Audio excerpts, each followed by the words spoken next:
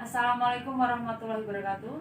Perkenalkan, nama saya Retna Brata Purnaningsih, Guru Ekonomi SMA Negeri 1 Nalumsari, Kabupaten Jepara, Provinsi Jawa Tengah, sekaligus mahasiswa PPG dalam jabatan kategori 1 tahap 2 di Universitas Kristen Satya Wacana Salatiga. Pada hari ini, tanggal 12 Juni 2023, saya akan mempraktikkan pembelajaran untuk memenuhi uji kinerja dalam materi pembelajaran perdagangan internasional. Selamat menyaksikan. Terima kasih. Wassalamualaikum warahmatullahi wabarakatuh. Assalamualaikum warahmatullahi wabarakatuh. Waalaikumsalam warahmatullahi wabarakatuh. Selamat siang. Siap. Semangat. Semangat. Baik, terima kasih. Sebelum kita memulai pembelajaran pada siang hari ini, silakan dipimpin doa terlebih dahulu. Salah satu. Ya. Baik Bu, untuk mengawali pembelajaran kita pada hari ini, mari kita awali dengan berdoa menurut kepercayaannya masing-masing. Berdoa mulai. Doa selesai. Terima kasih. Nah, untuk menambah semangat kita pada siang hari ini, kita tepuk semangat terlebih dahulu. Ya, ayo. Kamu semangat.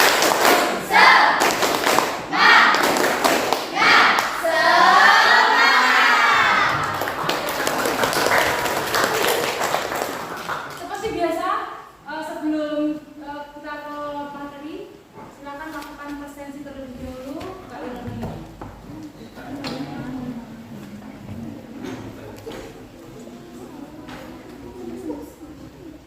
Silakan melakukan presensi melalui e-learning.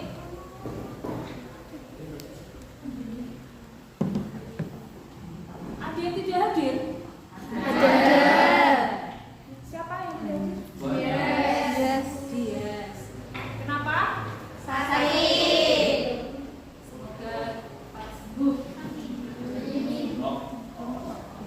Sudah melakukan presensi?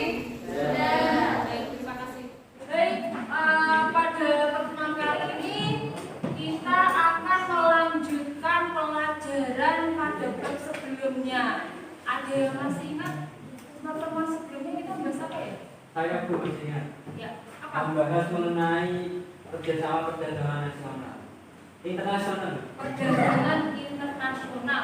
Lebih tepatnya pembelajaran mengenai perdagangan internasional. Nah, sekarang saya lanjutkan. Ini masih ada hubungannya dengan perdagangan internasional.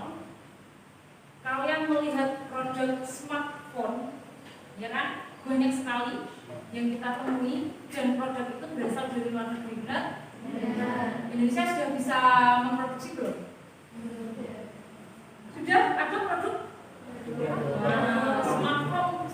Produk smartphone itu belum ada di pasar internasional. Untuk yang made in Indonesia belum ada. Tetapi semuanya adalah impor. Negara kita mengimpor teknologi smartphone. Harganya sama nggak? Beda. Ada yang harganya standar, ada yang harganya murah, ada yang harganya mahal, tergantung fiturnya. Tetapi ada juga yang dengan fitur yang lengkap, tetapi harganya juga murah. Nah, untuk lebih jelasnya kan nanti simak video berikut. Yes, ada kesampaian juga punya smartphone dari Tiongkok. Bagus, murah, kemudian, pernah nggak sih kamu pertanyaannya kenapa smartphone merek X asal Tiongkok ini harganya cenderung lebih murah dibandingkan dengan smartphone lainnya yang sejenis? Bahkan nggak cuma smartphone, masih banyak loh produk Tiongkok lainnya yang harganya juga murah, seperti misalnya mainan, pakaian, pokoknya banyak banget deh. Video. Ada yang bisa kalian tangkap dari video tadi? Kenapa kok produk Tiongkok atau Cina itu cenderung harganya lebih murah dibandingkan produk impor yang lainnya? Ya? Ya yuk. Enggak apa-apa. Pajaknya dibayar oleh pemerintah. Untuk lebih memperdalam materi kebijakan perdagangan internasional, materinya awalan, silakan disimak. Apa sih kebijakan perdagangan internasional? Ada apa saja? Silakan disimak dalam video berikut.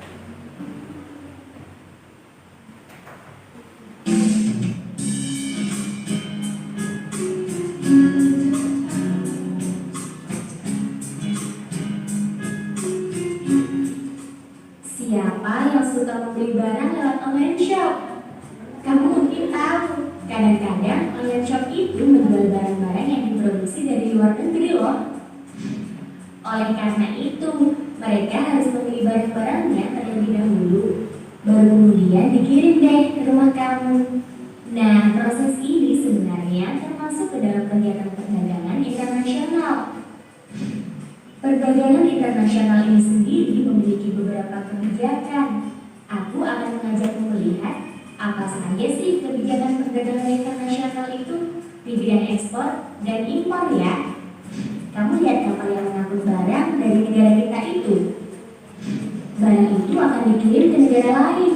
Kegiatan itu bisa kamu sebut ekspor. Kamu tahu nggak sih kalau kegiatan ekspor itu ada kebijakannya?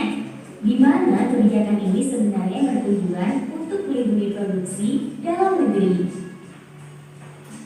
Wah, ternyata tidak hanya untuk mencari keuntungan saja ya kegiatan ekspor itu. Oleh karenanya, ada beberapa kebijakan perdagangan internasional yang dikembangkan pemerintah di bidang ekspor. Kalau kamu perhatikan nih, ternyata harga barang di negara Singapura dengan Amerika itu berbeda loh. Meskipun barangnya sama persis, harga barang di negara Singapura lebih murah dibanding dengan Amerika.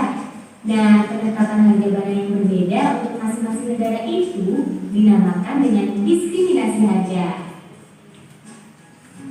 Kebijakan ini dilakukan berdasarkan perjanjian untuk memenangkan persaingan serta untuk memperoleh keuntungan yang besar. Kemudian ada kebijakan pemberian premi. Kebijakan ini diambil pemerintah untuk memajukan ekspor. Bentuknya antara lain berupa bantuan biaya produksi serta pemberian pajak dan fasilitas lain dengan tujuan agar barang ekspor memiliki daya saing di luar negeri. Di sisi lain, pemerintah memberikan kebebasan dalam ekspor dan impor atau sering disebut dengan politik dagang bebas. Mutu barang yang tinggi dan harga yang relatif murah didapatkan dari kebijakan ini. Yang terakhir adalah larangan ekspor. Sesuai dengan namanya, kebijakan ini melarang ekspor barang-barang tertentu ke luar negeri. Kamu lihat, itu ada kapal yang masuk ke negara kita. Kapal itu membawa barang dari negara lain untuk negara kita. Kegiatan apa ya itu? Itu kegiatan impor. Sama seperti ekspor, ada beberapa kebijakan yang diterapkan dalam impor ini. Kamu lihat barang di kapal itu tidak banyak ya. Nah, ternyata ada kuota untuk barang impor ini. Kuota impor itu termasuk kebijakan impor yang sudah diprediksi sebelumnya, sehingga seharusnya tidak mengganggu industri dalam negeri. Meskipun demikian, jika suatu negara sedang memberlakukan perdagangan bebas, maka kebijakan kuota tidak bisa dipakai lagi karena bisa menghambat proses perdagangan internasionalnya. Kemudian kebijakan tarif, di mana ada penerapan tarif yang tinggi untuk impor barang-barang tertentu, sehingga diharapkan bisa membantu barang produksi dalam negeri meningkatkan daya saingnya di pasar. Kamu pernah nggak sih belanja barang impor tapi harganya jauh lebih murah dari barang lokal? Aneh ya rasanya, barang impor lebih murah dibanding barang lokal. Kamu pasti jadinya ingin beli barang impor itu terus, iya kan? Oleh karena itu, ada yang namanya kebijakan subsidi. Kebijakan ini bertujuan untuk menekankan harga barang produksi lokal. Yang terakhir, ada kebijakan larangan impor. Ini dilakukan jika suatu negara diharuskan untuk menghemat devisanya. Nah, ternyata seru juga ya belajar kebijakan ekspor dan impor ini. Semoga kamu bisa lebih bijak lagi dalam berbelanja barang-barang impor maupun barang-barang lokal. Semoga bermanfaat. Sampai jumpa.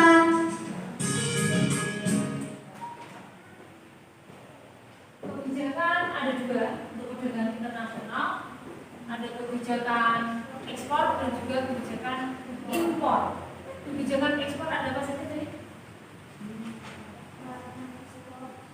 Larangan ekspor, diskriminasi harga, pemberian premi, dan politik dagang bebas. Kemudian untuk kebijakan impor ada apa saja? Kuota impor, subsidi, larangan impor, dan tarif tadi ya. Nah, ada yang mau ditanyakan terkait subsidi tadi? Ya, ayo. Mengapa suatu negara itu menerapkan kebijakan ekspor dan impor? Mengapa suatu negara harus menerapkan kebijakan baik ekspor maupun impor? Ini saya serahkan kalian, ada yang bisa menjawabnya? Ya, Bu. Ya. Nah, jadi begini, mengapa suatu negara harus menerapkan kebijakan ekspor maupun impor? Karena dapat melindungi produk dalam negeri dari berbagai produk impor yang masuk ke dalam suatu negara, dan supaya produk dalam negeri ini mampu bersaing di pasar internasional. Ya, betul sekali. Terima kasih Mila. Ya, Mila sudah menjawab dari pertanyaan Ayu. Jadi benar. Jadi masing-masing negara ini memiliki kebijakan baik di bidang ekspor maupun impor. Tujuannya apa? Kalau tidak ada kebijakan baik ekspor maupun impor, nanti produk lokal yang akan terkena imbasnya. Jadi tujuan dari kebijakan ini adalah untuk melindungi produk dalam negeri. Tuh. Yang kedua, supaya produk dalam negeri ini mampu bersaing di pasar internasional. Ya, jadi harus benar-benar diproteksi. Seandainya banyak negara yang mengekspor produknya ke negara kita, atau kita mengimpor banyak produk dari luar negeri. Nah, ini nasib dari produk lokal ini yang berbahaya, bisa kolaps karena nggak mampu bersaing.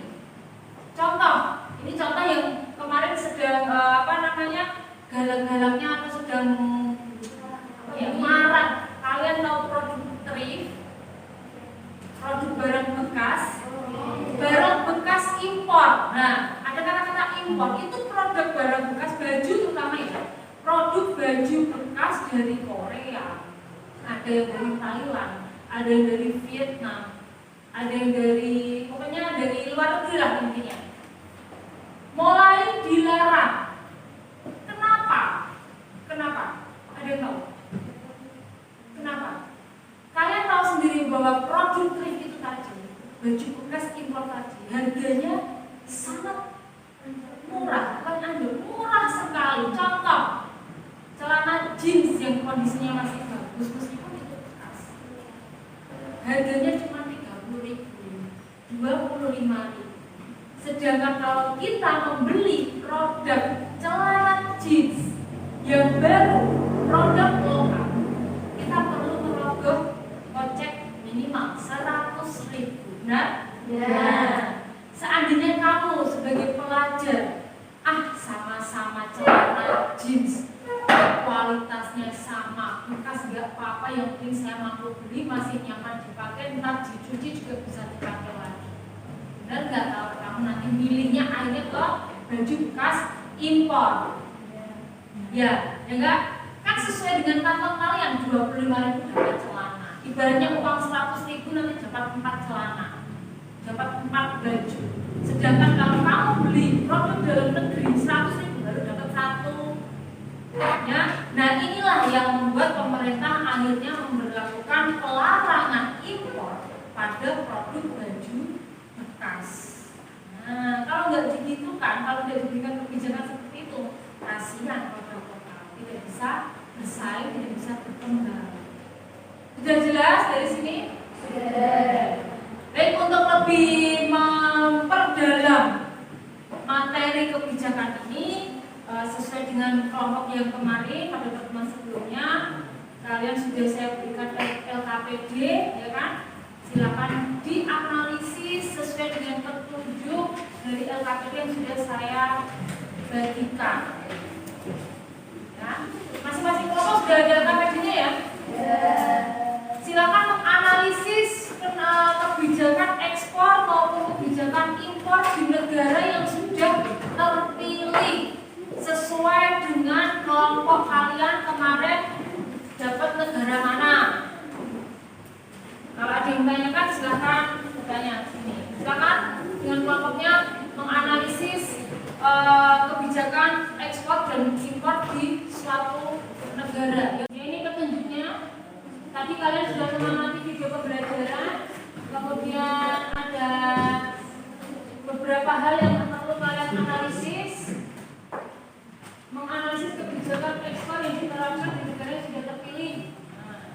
Kemudian menganalisis kebijakan impor, tujuan kenapa kebijakan impor tersebut diterapkan, tujuan dari kebijakan impor tadi, dan dampaknya. Les diskusi. Ini kamu menekan iki lho ngisor ya.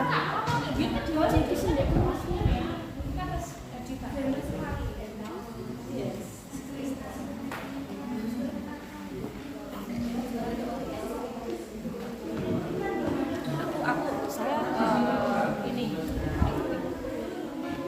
ada kesulitan.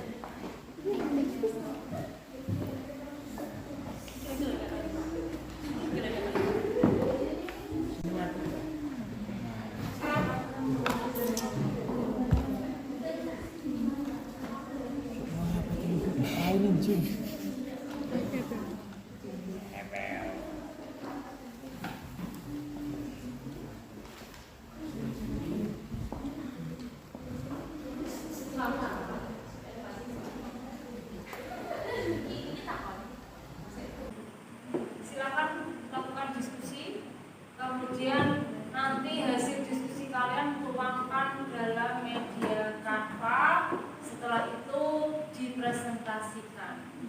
Kirim Canva kalian melalui e-learning. Ya, silakan dikirim di e-learning.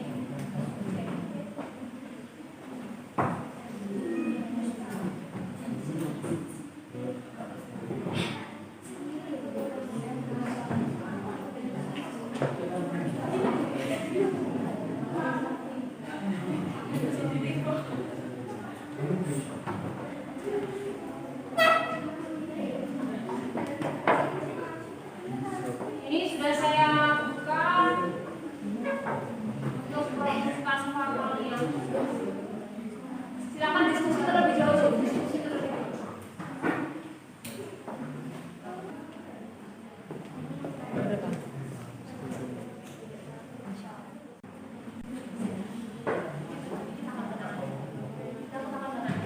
Sudah selesai Canva-nya? Sudah dikirim ke e-learning? Nanti ada tiga kelompok yang melakukan presentasi, kemudian kelompok lain silakan saling menanggapi. Baik, nanti yang melakukan presentasi yang mendapatkan negara Jepang dan negara Cina. Ya, negara Jepang dan Cina nanti silakan melakukan presentasi juga. Kelompok yang lain silakan memberikan tanggapan.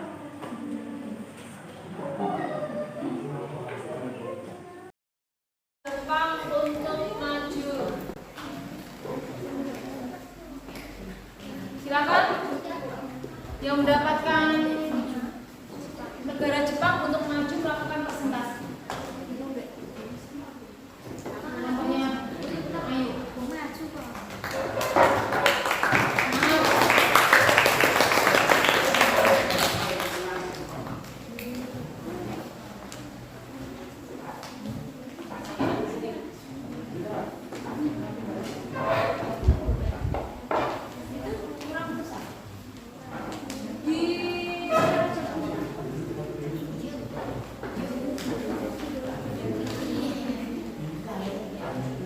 Kelihatan enggak?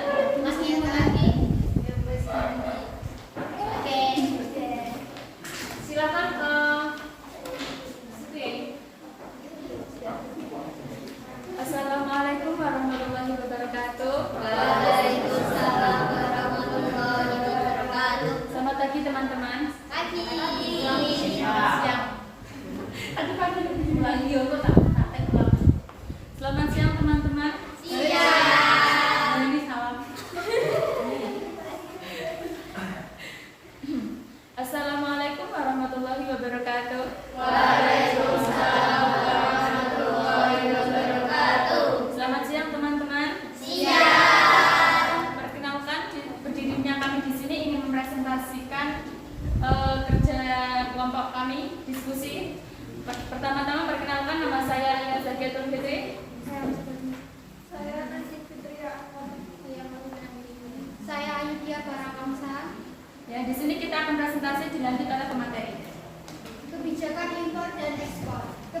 impor. Kebijakan impor yang dilakukan negara Jepang adalah dumping.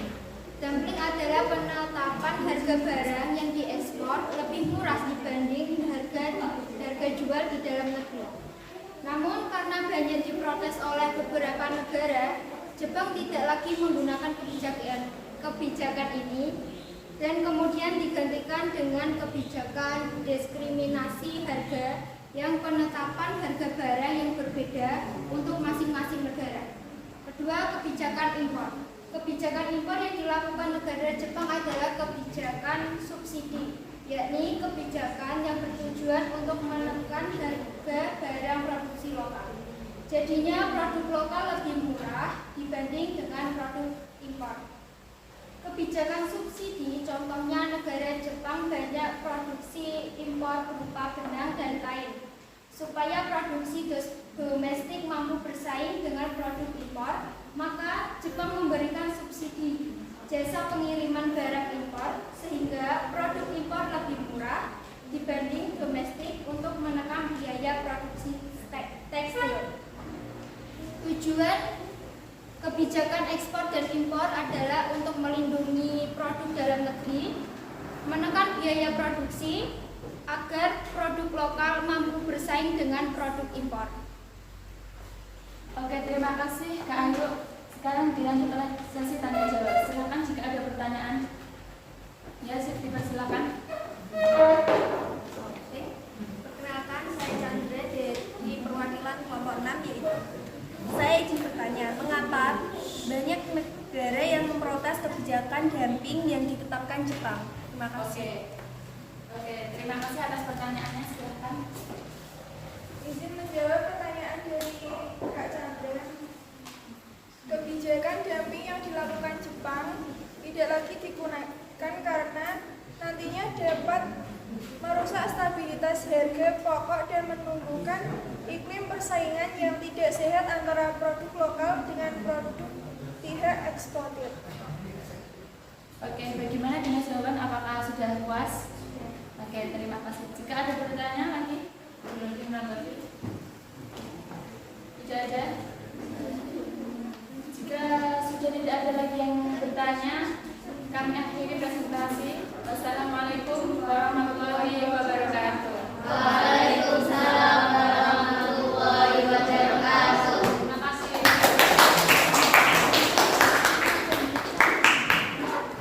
Kelompok negara Cina. Yang mengirim nama siapa? Ya, silakan kelompok negara Cina menggunakan kelompok presentasi.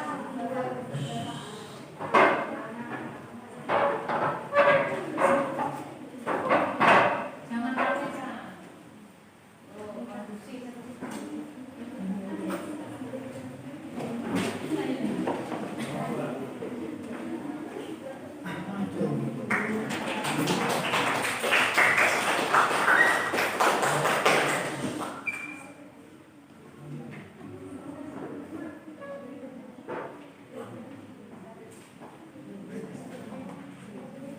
Assalamualaikum warahmatullahi wabarakatuh. Waalaikumsalam warahmatullahi wabarakatuh.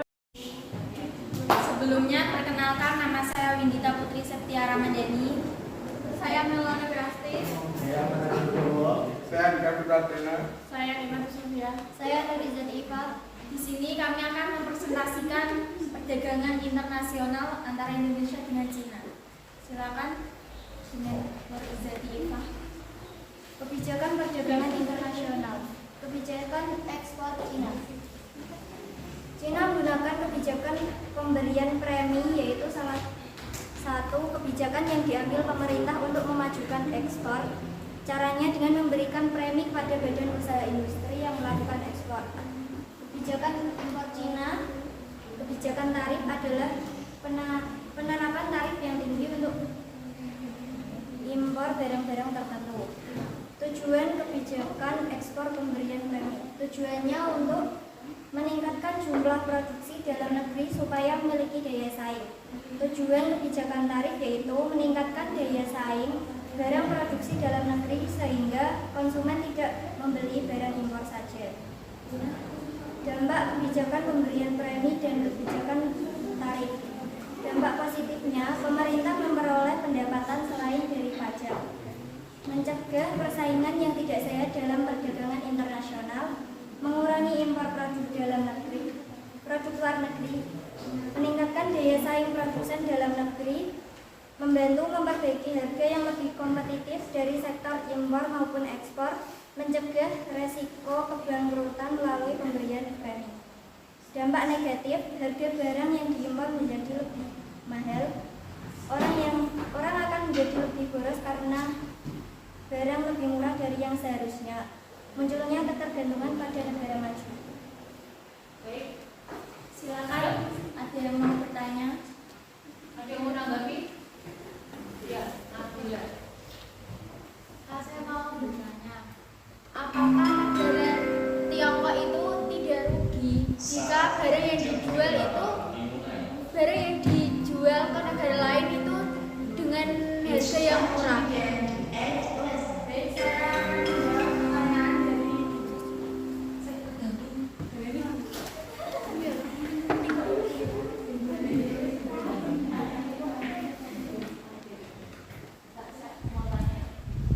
Kak, saya mau bertanya, apakah negara Cina tidak rugi jika barang yang dijual ke luar negeri itu dengan harga yang murah? Baik, saya akan menjawab pertanyaan dari Anda.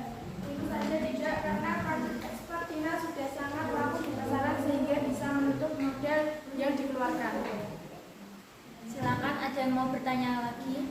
Saya bertanya kelompok Cina, bagaimana cara pemerintah Cina memberikan premi kepada badan usaha industri yang melakukan kebijakan ekspor?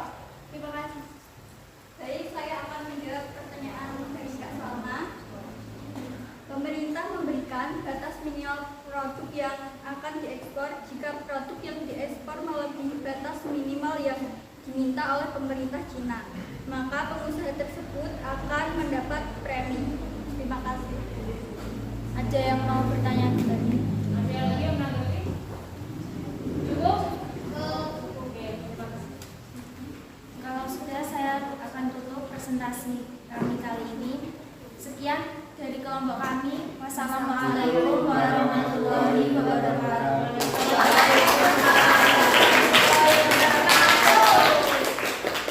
Terima kasih. Ya, terima kasih, luar biasa. Presentasinya bagus, sudah bisa menjawab atau menanggapi dari kelompok lain. Jadi di sini kebijakan keperdagangan internasional baik ekspor maupun impor ini memang memiliki tujuan ya. Seperti tadi Cina ada beberapa kebijakan yang diterapkan oleh pemerintahnya. Jadi tujuannya untuk apa? Untuk melindungi produksi dalam negeri. Selain itu juga supaya bisa bersaing dengan produk luar negeri.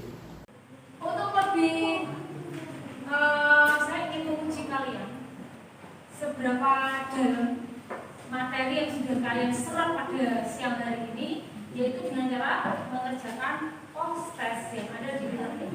Silakan buka e-learning dan kerjakan post-test yang sudah saya sediakan.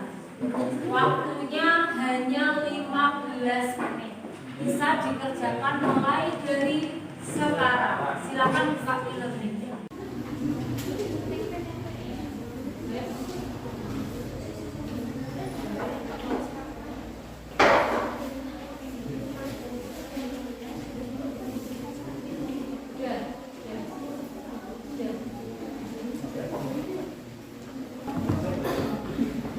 Sudah selesai.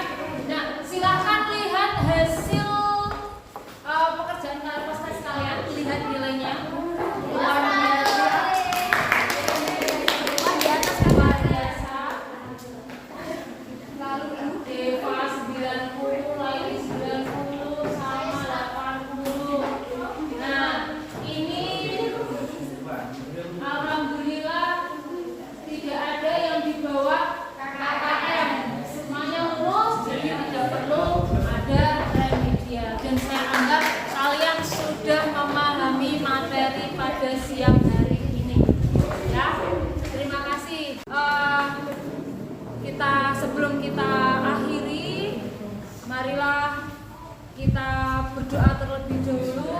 sebelum kembali ke rumah masing-masing. Silakan salah satu memimpin doa terlebih dahulu.